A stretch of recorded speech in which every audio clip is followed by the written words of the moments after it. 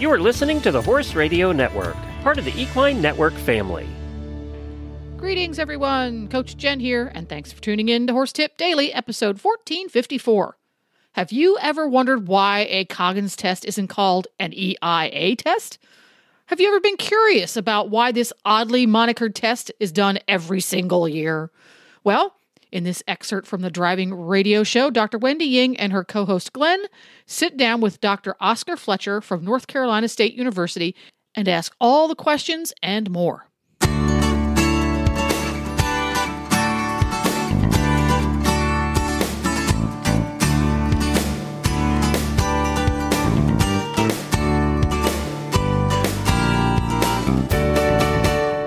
Well, I'm so excited. We have Oscar Fletcher, who is the Dean of NCSU College of Veterinary Medicine from 1992 to 2004. So that made him my dean way back in the 90s. And in addition to him being a veterinarian, he's also a PhD. He's done extensive research in pathology and poultry diseases and was a wonderful teacher and mentor. During his time at NCSU, he had the chance to work with Dr. Coggins, who was the head of the first pathology department at NCSU College of Veterinary Medicine. And Dean Fletcher is kind enough to join us today to talk all about the history of the Coggins test and remembering Dr. Coggins. Well, Dean Fletcher, welcome to the Driving Radio Show. I'm so happy you could join us. Well, thank you. I appreciate the opportunity. Good to hear from you again. I know it's been a long time since we've seen each other, but I'm so happy that you could come and be on the Chinese veterinary medicine segment of our driving radio show. And today, I thought of a kind of interesting spin on the Coggins test. We as horse owners know we always have to get a Coggins test every year, but I don't think people really understand why. And the reason I asked you to join us is because there actually was a real Dr. Coggins that invented the test, and you knew him personally, right? That's right. Leroy Coggins was a veterinarian, graduated from Oklahoma State University, served in the military, and did a lot of work in Africa and Kenya. And that's where he perfected techniques that led him to the discovery of how to diagnose equine infectious anemia. He did that at Cornell. And later in his career, he came to NC State. He was the first department head in the Department of Microbiology, Pathology, and Parasitology. So we had 4 departments at the time, and he was the founding head of that department. So very well known, of course, because of the Coggins test, but well known among veterinarians involved in education simply because of his involvement both at Cornell and in administration at NC State. Right. And so before he did his test, the only way we could tell if a horse was positive for equine infectious anemia is we'd have to take that blood from the suspect horse and inject it into another horse and see if that horse came down with the disease. So that's not a fun way to go. No, and it's time consuming. And so the test Dr. Coggins developed, you take a blood sample, and then within a matter of a couple of days, you can get back a result as to whether or not the horse is infected. And of course, that's important because you don't want infected horses in contact with non-infected horses, because that's a source of infection, and that it gets spread by mosquitoes and biting flies and things like that. And so it's important to detect a horse that's infected. So the Coggins test provided an effective, efficient means of doing that, especially compared to the method you just described. Yeah. And, it's such that disease has such like general symptoms. It could be so many different things. But it can spread so quickly. If 1 milliliter of blood from an acutely infected horse has enough virus to infect 1 million horses. Okay. Yeah, so it's like botulism. We don't think of it as such a dangerous thing, but just a little bit of it can infect so many animals or people. And I think too, it's really interesting that he invented this test in the 70s, right? Yeah, I think he invented it, might have been 1970, and by early 70s, 72, 73, it had been approved for use by the USDA and became, widely used. And I haven't gone back and looked at the figures in terms of what has happened to the cases of equine infectious anemia, but you just don't hear of it happening very much. I mean, I don't think our veterinary students today, or maybe many veterinarians, have ever seen a case. Well, yeah, that's what's so interesting about it is that people are like, well, why do I need to get this Coggins test every year? But I did a little research before this interview, and in Florida, where, this is spread by biting flies. So Florida, we have like so many flies all year round. We're like a hotbed. So in 1970, the prevalence of equine infectious anemia was 12%.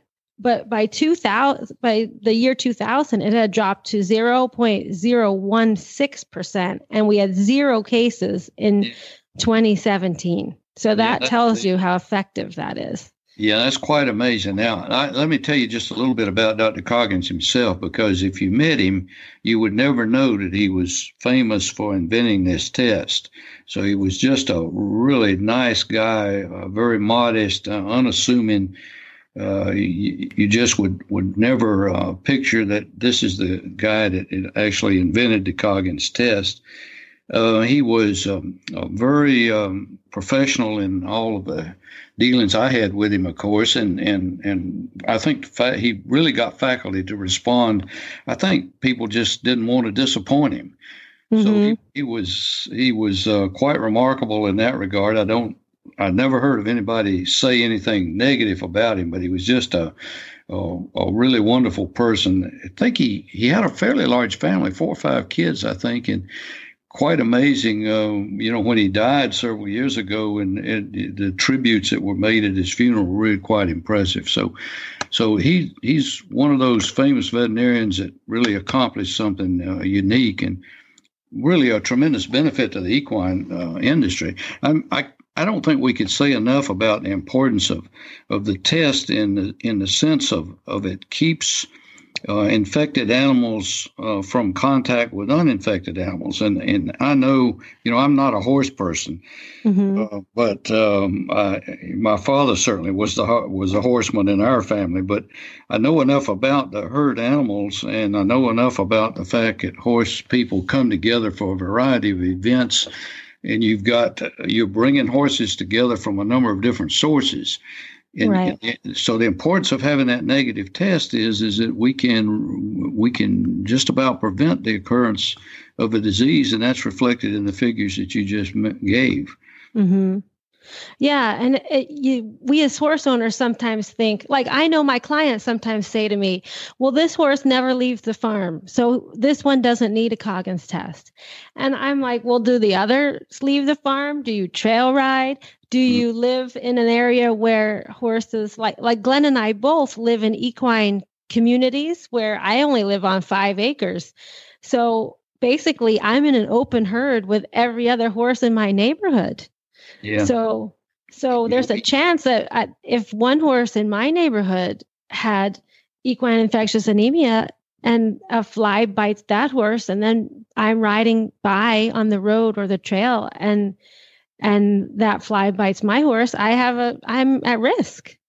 Yeah, we have the equine industry is really interesting because it's so diverse depending on the type of horse you have, mm-hmm. and the type of activities you have. The veterinary college has a facility over in Southern Pines, and there's a lot of horses in that area. Yeah. There's adjacent to our facility is about 1,000 acres of land that's used for trail riding and fox hunting. Mm-hmm. And people bring horses from all over, and you'll see trailers parked along the highway there. And so the opportunity for one infected horse to infect others is really great. And the Coggins test has done a really great job of eliminating that. And it couldn't have been a nicer guy that invented it. He was never arrogant or boastful about it at all. It was just very matter of fact about the kinds of things and kinds of work that he did. Interestingly enough, He went to he did his undergraduate work at NC State. And he did? I didn't know that. Yeah, he has a bachelor's degree in dairy science from NC State, mm-hmm. and he went to Oklahoma State to veterinary school under the Southern Regional Education Board contract arrangements. A lot of NC State residents went to the University of Georgia, where I graduated, and mm-hmm. some went to Oklahoma State, and that's where Leroy went. So he's got a strong North Carolina connection, both before he became a veterinarian and after he became famous for developing the Coggins test. Right. You know what else I think is really fascinating is, you think back to that time, 1970. I mean, we nowadays, molecular biology and tests like this, the ELISA, AGID,